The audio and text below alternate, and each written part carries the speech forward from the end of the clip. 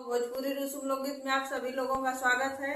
मैं आप लोगों को एक नाच गीत बहुत ही प्यारा सुनाने जा रही हूँ। अगर मेरी वीडियो पसंद आए तो मेरे वीडियो को लाइक और चैनल को सब्सक्राइब कर दीजिएगा।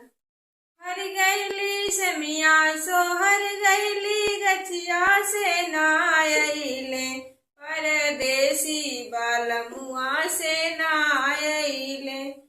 जय हम जनती पिया घरे अइहे, राजा घरे अइहे टीसनवे पर, जवाना लेके रहती टीसनवे पर, जवाना लेके रहती टीसनवे पर।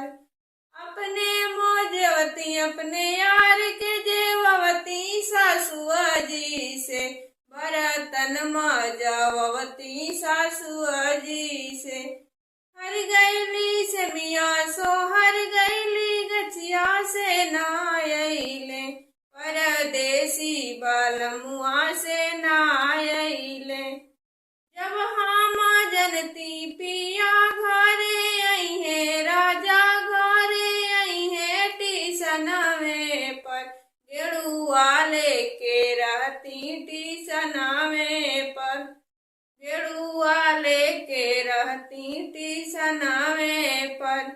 अपने मोह पियती अपनी यार के पियवती ननद जी से, गेड़ुआ भरवती ननद जी से, गेड़ुआ भरवती ननद जी से।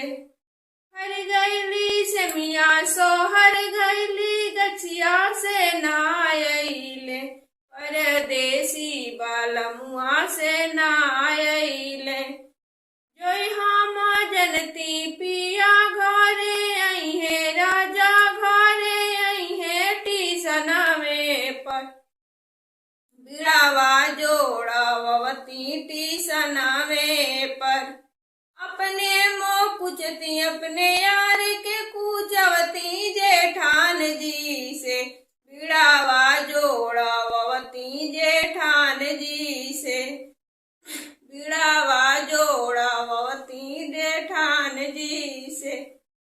हर गैली से मिया सो हर गैली गछिया से नायले, परदेसी बालमुआ से नायले। जय हम जनती पिया घरे अइहे, राजा घरे अइहे टीसनवे पर, से जिया लगवती टीसनवे पर, से जिया लगवती टीसनवे पर। अपने मोसवती अपने यार के